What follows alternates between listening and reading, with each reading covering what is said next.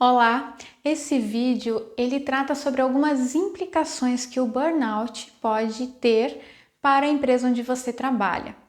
Para a gente entender, então, nós temos que olhar desde quando o burnout foi realmente classificado, um transtorno, uma síndrome, na verdade, relacionada ao trabalho.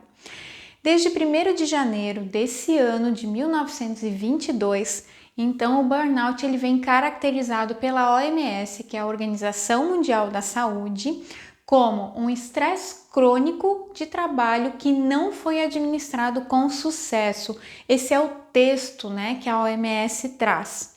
Então, sendo considerado, portanto, uma síndrome ocupacional, ou seja, relacionada ao trabalho. E aí foi incluída na CID-11, que é a Classificação Internacional de Doenças. Anteriormente, ele era classificado como um problema relacionado com a organização de seu modo de vida, Então era uma coisa muito mais abrangente, não ficava muito claro. Mas agora a OMS deixou isso claro, como um fenômeno ocupacional. E claro, com essa mudança existe então uma interpretação do que a empresa tem de responsabilidade nesse sentido, que a empresa também é responsável pela saúde integral desse profissional, desse colaborador, desse empregado, desse funcionário, enfim, dessa pessoa que está lá dentro prestando serviço para ele. Por quê? Principalmente porque na escrita está estresse relacionado ao trabalho e não relacionado ao trabalhador. Isso é a primeira parte que a gente precisa entender de tudo para conseguir entender então quais são as implicações relacionadas ao burnout, que são voltadas para a organização, porque o indivíduo ele tem, o profissional ele tem um sofrimento grande, ele tem um desgaste muito grande nesse sentido também com a síndrome. Ele tem várias implicações da síndrome no corpo dele, ele sente esse sofrimento, mas a organização ela também vai ser impactada se houver um diagnóstico de burnout. Claro, é um diagnóstico que ele não é simples, sabe? Ele não é simples de fazer, ele não é simples de ter. Mas, caso um colaborador ele tenha esse diagnóstico, ele leve para a empresa, esse diagnóstico de síndrome de burnout, ou a gente também pode chamar de esgotamento profissional, ela também é conhecida como a síndrome do esgotamento profissional, E aqui, claro, eu não vou entrar em detalhes de sintomas e as especificidades dessa síndrome, tá? Eu só quero trazer para vocês o impacto disso, as implicações dela para a organização. Então, se esse colaborador ele chega na empresa com um atestado, dizendo que ele está com síndrome de burnout, ele pode recorrer à justiça e a empresa ela pode ser responsabilizada por isso. E ainda mais, pode pagar indenizações também a esse profissional. Então, são as principais implicações para a organização. Claro, ela vai perder em um monte de outras coisas com relação à produtividade, às entregas, Enfim, a própria imagem também acaba sendo uma implicação grande, A empresa que tem colaboradores com síndrome de burnout, isso também impacta a imagem da organização. Mas na prática, essa questão da justiça, de ele levar isso à justiça, a empresa pode inclusive ter que pagar por essa situação, por esse ambiente tóxico ou por essas condições de trabalho que não foram favoráveis ao profissional, como se fosse realmente uma forma de compensá-lo pelo sofrimento que ele está tendo, tá? De novo, não é fácil, não é simples de fazer esse diagnóstico, leve em consideração várias situações. Então, nesse caso, que o profissional apresenta aí o laudo médico, além desse laudo médico, ele também tem que ser avaliado, o laudo, juntamente com todo o histórico do colaborador, com toda a história dele dentro ali dessa organização. Tem que ser feito também uma avaliação do ambiente de trabalho nesse processo, né? Às vezes a justiça, enfim, pode escutar inclusive outros pares, colegas desse colaborador, pessoas que trabalham ali com ele naquele ambiente, para também coletar alguns testemunhos sobre as condições e sobre o ambiente de trabalho, né? Sobre tudo isso que está acontecendo ali, especificamente. Então, é uma série de informações que devem ser levantadas justamente para ou realmente entender que é a síndrome mesmo, ou entrar, né, recorrer à justiça, entendendo que aquilo ali não é caracterizado síndrome de burnout. Isso tudo é feito por um médico, de preferência um médico perito, que ele fica imparcial, né, nessa relação de profissional, de empregado e empregador, tá? E a gente precisa observar algumas informações. Eu trouxe alguns dados aqui para vocês. A ISMA, que é a Associação Internacional do Gerenciamento do Estresse aqui no Brasil, ela fez algumas pesquisas e ela traz algumas informações para a gente também. Uma delas é que o Brasil, ele ocupa hoje o segundo lugar com maior incidência da síndrome de burnout no ranking mundial. Então, no mundo, nós estamos lá em segundo lugar, tá? Ainda, ela também traz outros dados de pesquisa pesquisas da própria ISMA, né? Que 72% da população brasileira sofre alguma sequela do estresse, né? Esse estresse do leve é considerado um estresse muito grande, devastador, mais crônico mesmo. E dentre esses 72%, 32% deles têm a síndrome de burnout. Só que mais, desses 32%, 92% declaram que sente que não tem condições de trabalhar, mas que continuam trabalhando porque eles têm medo de serem demitidos. Então, olha só a relevância e a importância dessa informação. Muitas vezes a sua empresa pode ter profissionais que estão em grande sofrimento por uma questão de trabalho, né, por fatores psicossociais ali de riscos ao burnout, e eles estão ali trabalhando, mas é um risco para a organização também, porque a pessoa está em sofrimento, ela não está ali por inteiro, e aí tem a questão do presenteísmo também, ela não está engajada, né? Ela está com todas aquelas características do burnout, né? Que são especificamente a exaustão emocional, o cinismo, a despersonalização e a ineficácia. Então ela não se sente capaz, ela não está motivada, ela não está engajada, mas ela está ali. Então é um colaborador que você precisa ter muita atenção, porque ele pode inclusive cometer erros e erros grandes, não porque ele quer, mas porque ele não tem condições de estar ali, e ele está. Olha só, 92% declararam que continuam trabalhando, desses 32% que tem burnout. Então, às vezes a pessoa nem apresenta, ela pode até ter sido diagnosticada lá com um psiquiatra, um psicólogo, ele deu o documento, só que quando ela recebe o documento, ela tem medo até às vezes de apresentar isso para a empresa. Então, ela continua trabalhando com receio de ser demitida, de ser desligada. E tem mais, de acordo com o diretor da ANANT, a ANANT, Associação Nacional de Medicina do Trabalho, é o Dr. João Silvestre da Silva Júnior, anualmente existe em torno aí de 20 mil brasileiros que recorrem ao afastamento devido a doenças mentais relacionadas ao trabalho. Então, gente, nós temos muita gente adoecendo, muitas pessoas, muitos profissionais, às vezes nossos colegas de trabalho que estão adoecendo por causa, né, por situações relacionadas ao trabalho. E geralmente quais são essas causas? Então eu vou trazer para vocês aqui as mais comuns, tá?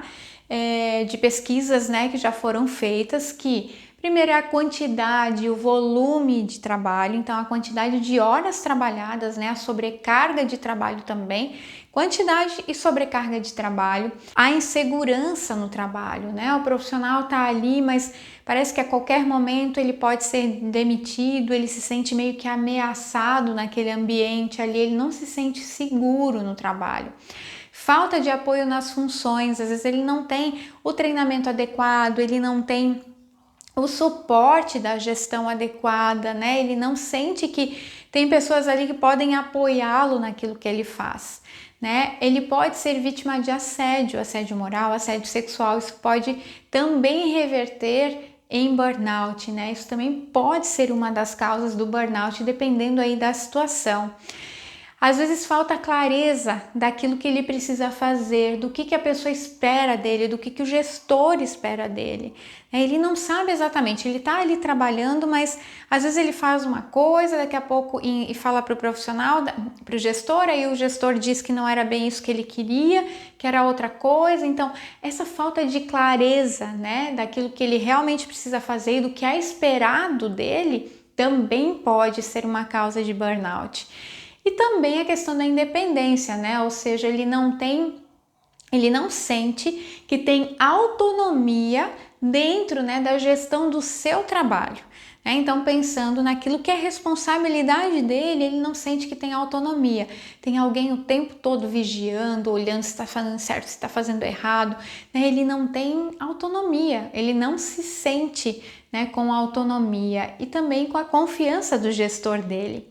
O que mais que a gente pode ter como causa? A cultura organizacional, que pode ser nociva, né? A gente pode ter, e aí eu não falo só do clima, porque o clima é a foto do momento, eu falo aqui da cultura mesmo, aquilo que já é o jeitão da organização trabalhar, sabe? Que pode ser um jeitão nocivo, um jeitão que não contribui para o desenvolvimento, para a gestão saudável mesmo, de um ambiente de trabalho saudável, de condições saudáveis. Então, uma cultura organizacional nociva também pode ser uma causa de burnout. Falta de suporte, de novo, né, da gestão, do superior imediato, né, dificuldades nessa comunicação com esse gestor ou até com os colegas de trabalho, às vezes problemas entre equipes, né, entre os colegas de trabalho. Um gestor que às vezes valoriza muito ou instiga muito a competitividade ali no ambiente de trabalho, aquela coisa que é mais negativo, não é no sentido de cooperação, mas muito de competitividade, de que ter que estar sempre na frente, ser o melhor, enfim, isso também pode levar ao burnout. Desvalorização, a pessoa que não se sente recompensada e reconhecida nas suas atividades laborais, né, por aquilo que ele entrega. Então, tanto a valorização, a recompensa financeira, né, o quanto ele ganha ali, o quanto é pago para ele pelo trabalho que ele faz, mas o reconhecimento também, o quanto as pessoas entendem, principalmente o seu gestor, reconhece e valoriza o seu trabalho, né, dá o feedback aí de um trabalho positivo, porque às vezes tem muitos gestores que só sabem dar feedback sobre aquilo que não tá bom. Né? Mas a gente também precisa ter esse hábito de dar feedback sobre aquilo que excedeu a tua expectativa, né? Ah, tem um trabalho bem feito, poxa, foi uma entrega difícil, né? Que demandou mais energia e mais habilidades do que naturalmente a gente fazia os outros tipos de trabalho, as outras funções. Então, reconhecer isso também é super importante. E cobranças excessivas, né? Ah, tá ali o tempo todo cobrando meta, cobrando resultado, cobrando inclusive resultados que às vezes não são muito claros e nem sempre são alcançáveis, são possíveis. Então, isso também pode levar, sim, pode ser uma causa de burnout. Dentre várias outras situações, porque cada indivíduo também ele tem a sua subjetividade, ele vai perceber esse ambiente de trabalho, essas condições de trabalho, de acordo com a sua história, né, com aquilo que ele já vivenciou, com o que ele está vendo ali naquele momento, enfim, com as suas crenças, com aquilo que ele acredita também. E aí, geralmente as queixas, elas acabam chegando no ambulatório da empresa. Então, quando você quem é da saúde ocupacional, que recebe, né, esse atestado, porque pode ser por meio de um atestado, ou pode ser porque a pessoa não está legal, não está se sentindo bem, né, tá sentindo alguma coisa fisiológica, inclusive, ou uma vontade muito grande só de chorar, enfim, ela também pode te procurar por isso, né, pode procurar ali, chegar no ambulatório e dizer que não tá legal, a pressão tá alta, uma série de situações. Então, a queixa às vezes chega pelo atestado médico mesmo, por algum afastamento de alguns dias, ou porque está com, né, uma enxaqueca muito forte, ou está com algum problema gastrointestinal, ou descobriu uma úlcera, enfim, alguma outra situação, ou às vezes até por uma crise de ansiedade muito grande, né? Ou porque está dando indícios de depressão, então, opa, afasta um pouco para entender o que está acontecendo. Então, às vezes esse atestado não necessariamente ele vem ali com a síndrome de burnout. Ele pode vir com vários outros CIDs, né? Ou até vir sem CID, mas é geralmente ali que vem que chega, né, a queixa, que chega essa demanda, e que se a pessoa não tiver um olhar mais abrangente, mais integral ali para esse profissional, talvez tenha problemas com isso também, porque pode não enxergar o problema maior que está por trás dessa queixa, que às vezes não é relacionada ao burnout inicialmente, tá? Então, vem pelo ambulatório, chega geralmente no ambulatório, ou às vezes a empresa não tem um ambulatório também ali na organização, né? Aí chega para alguém do RH, enfim, que a pessoa também pode procurar direto o psicólogo da empresa ou, sei lá, o próprio gestor para falar que tem alguma coisa acontecendo que ele não tá legal, ou até algum outro profissional do RH, né? Então, esse profissional ele vai chamar a pessoa também para conversar e entender o que está acontecendo. Isso é importante a gente estar bem atento, né? Nós que trabalhamos com pessoas, quando chega alguma queixa diferente para nós, é importante a gente observar o que quer dizer essa queixa. Às vezes a queixa é bem direta, é bem objetiva, é uma reclamação às vezes direto do seu gestor. Eu não aguento mais esse meu chefe, esse meu gerente, esse meu supervisor, porque ele está me pedindo uma coisa, daqui a pouco ele está me pedindo outra, e ele já, né, pegou no meu pé, ou enfim, me deu um feedback que me deixou lá no chão. Às vezes esse tipo de comentário, sabe? Ai, não aguento mais isso, meu Deus, olha, né, as coisas não estão legais.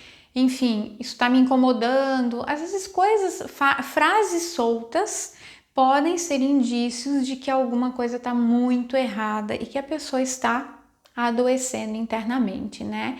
Está em sofrimento. Então, o nosso olhar enquanto RH, saúde ocupacional, enquanto psicólogo organizacional, inclusive enquanto gestor também desse profissional, mas às vezes o gestor ele ainda não está preparado para essa escuta ativa, né?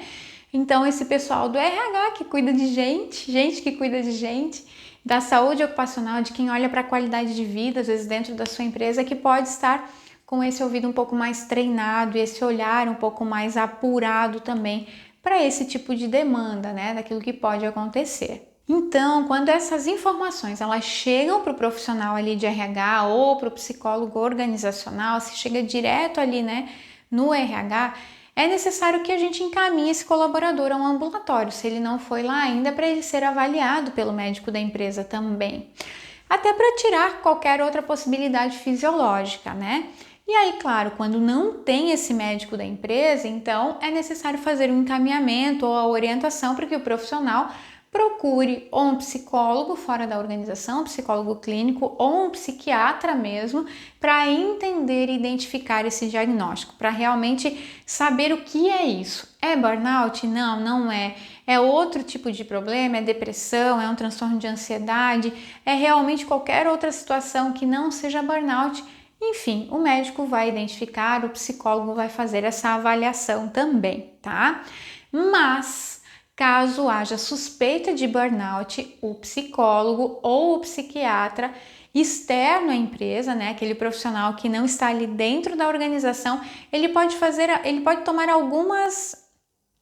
tomar mas ele pode dar algumas orientações para esse profissional que está em sofrimento, para esse colaborador que está em sofrimento. Uma das orientações que ele pode fazer é encaminhar, né, esse paciente para um psicólogo, se é o psiquiatra que está fazendo essa orientação, então encaminha para um psicólogo para fazer a psicoterapia. Explica para esse profissional o que é a terapia, né, como é que funciona, faz primeiro essa psicoeducação que a gente fala, né? Para que o profissional entenda quem é essa pessoa que o psiquiatra está encaminhando, para quem que é, né? O que ele vai fazer lá. Então, encaminha para a psicoterapia. Isso é um grande passo quando o colaborador ele vai direto no psiquiatra. O psiquiatra ele também pode orientar o paciente para conseguir desenvolver estratégias para lidar com esse problema. Embora o problema ele não seja só do indivíduo, só desse profissional, desse colaborador, porque burnout, o problema é da empresa também, né? A gente tem que ter isso muito claro, quando é burnout, o problema é da empresa e pode ser do colaborador também, tá? E às vezes ele é só da empresa, às vezes não é do colaborador, mas a empresa é um ator principal quando tem um diagnóstico de burnout. Lembrem disso, tá? Então, ele também pode orientar o paciente nessas estratégias, né? De desenvolver estratégias para lidar com essa situação, com esses sintomas internos. Por quê? Porque ali ele ainda não tem... existe uma suspeita, mas ainda não tem certeza, né? Não tem um diagnóstico concreto ali que é burnout, tá? Uma outra coisa que ele pode fazer, o psiquiatra, é encaminhar ao médico do trabalho, né? Encaminha esse profissional para o médico de trabalho e pode inclusive mandar alguma cartinha para que esse médico avalie a situação, né? Tanto do colaborador quanto o ambiente da empresa também, avalie esse ambiente, dê uma olhada, né, no que é possível fazer ali, às vezes fazer algum ajuste, enfim. Mas não é o psiquiatra, né, externo à organização, que a gente chama também de médico assistente, que vai dizer que tem que mudar de função ou fazer outra coisa. Não. É o profissional, o médico da empresa que pode fazer essa avaliação também, entender um pouquinho, né, o que está acontecendo e junto às vezes com um psicólogo organizacional, né, ou a pessoa do RH, a gestão do RH, e entender qual que é o melhor caminho, né, o que pode ser oferecido para esse profissional para que alivie esses sintomas também, tá? Isso ainda às vezes sem ter o diagnóstico concreto ali da síndrome de burnout, mas se há suspeita, é importante que tomem essas atitudes e façam essas orientações para esse colaborador, para esse profissional, tá? Uma coisa interessante, gente, que para o profissional que deve ser o adequado ali para estudar esse local de trabalho, para fazer a avaliação do ambiente de trabalho e do diagnóstico mesmo, né, da síndrome de burnout, ele deve ser feito de preferência por um médico do trabalho perito, tá? Externo à organização. Isso é bem importante, porque o profissional, o médico do trabalho que está dentro da organização, ele está ali, ele está vivendo junto com todos os outros profissionais e ele trabalha para a organização, né? Então, para ele, às vezes pode ser um papel complicado, delicado, pode, enfim, interferir com coisas, confrontar com algumas coisas dele ali também.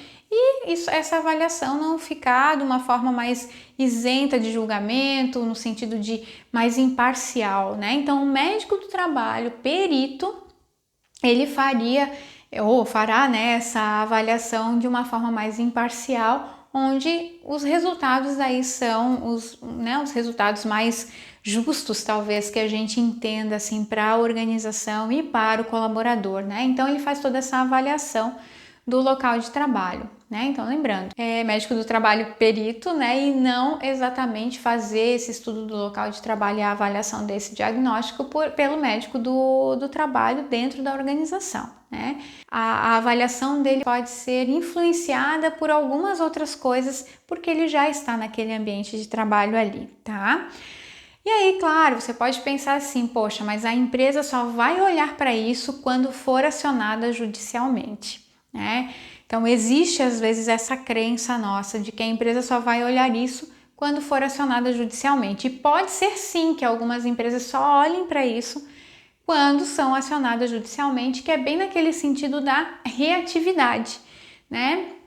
Se aconteceu alguma coisa, eu reajo para resolver aquilo ali, mas eu não trabalho proativamente.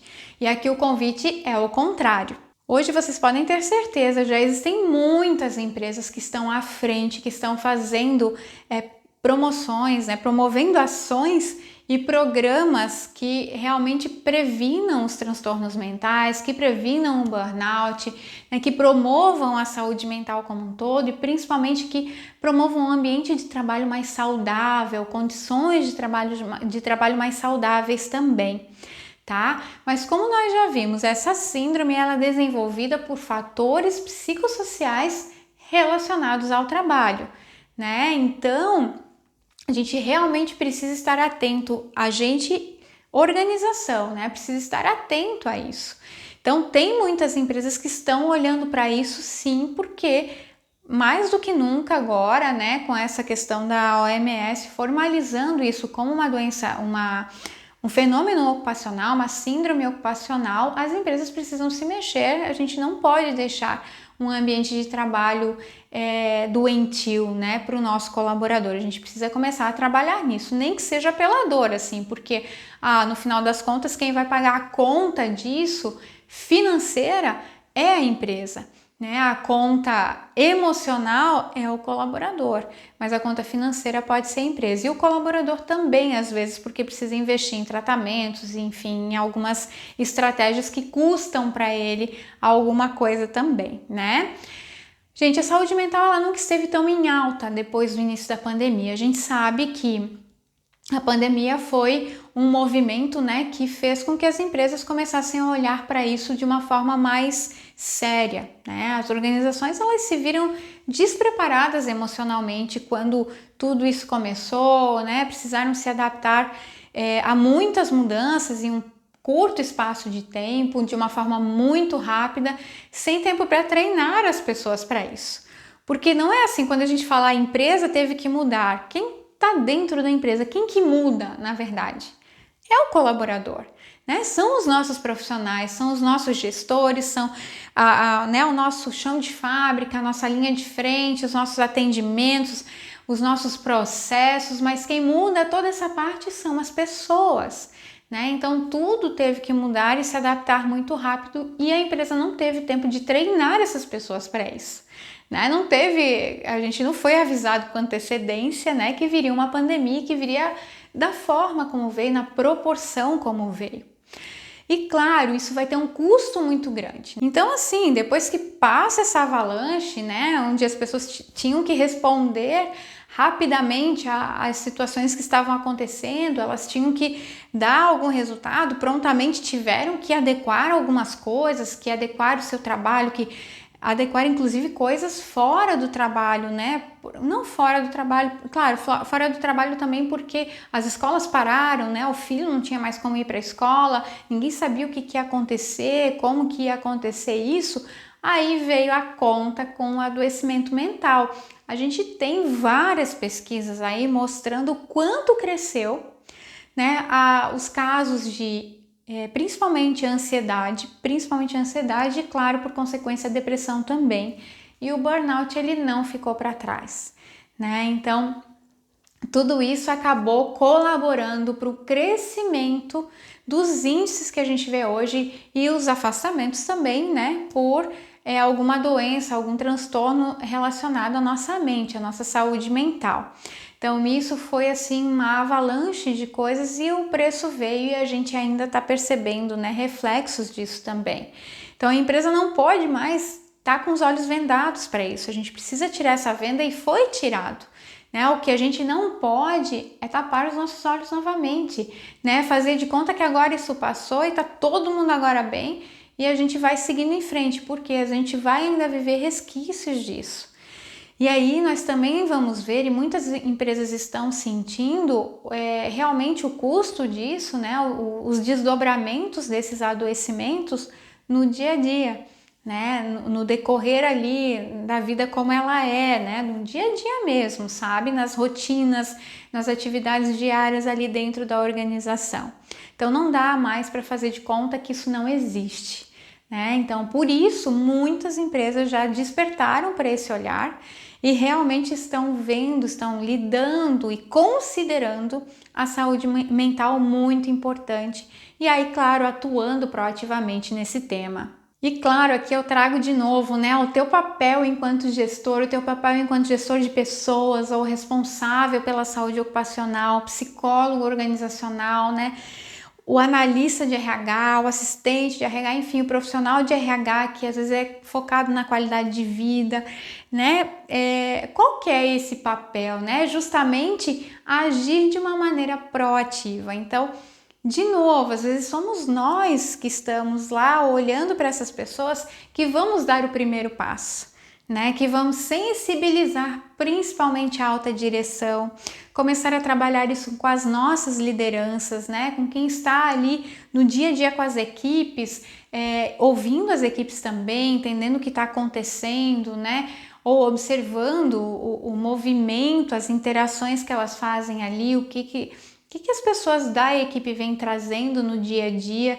Então, preparar, sensibilizar tanto a alta direção quanto essas lideranças sobre o tema e todos os aspectos envolvidos. Lembra, a gente falou ali de várias causas de burnout, né? O que pode causar o burnout? Então, existem várias frentes para se trabalhar, várias frentes, inclusive a cultura da organização. Então, um olhar afinado, refinado para isso é muito importante nesse momento, e quem vai puxar essa bandeira, levantar essa bandeira, muitas vezes é você que está ali olhando para as pessoas, né? A fim de que possam pensar em ações para minimizar os riscos da síndrome de burnout, né? Os fatores de risco psicossociais da síndrome de burnout, promover fatores de proteção, né? E promover a saúde mental. Então, levar esse assunto para a pauta, levar números, levar pesquisas, leva o que está, né, mais atual ali, leva para a empresa, leva para a gestão, né, conversa sobre isso, porque isso vai ajudar muito no processo de informação para aquele que não tem conhecimento do assunto, que não sabe lidar com o assunto, e a sensibilização a partir do tema, a respeito do tema. Às vezes nós podemos ter, inclusive, líderes passando por essa situação, sofrendo com burnout também, e estão lá trabalhando, né? Por quê? Porque eles são líderes, eles precisam estar ali. Só que, de novo, o balão pode encher e daqui a pouco ele pode estourar. E qual que é o custo disso pra gente? E falando em custo, né? Coloque então no papel qual é o custo de olhar preventivamente para isso agora e qual é o custo de olhar para isso só depois de um diagnóstico. Escreve, coloque isso no papel. Ajude a empresa onde você trabalha na construção de uma cultura de saúde mental. Você ganha, os colaboradores ganham e a empresa também ganha. Pensa nisso.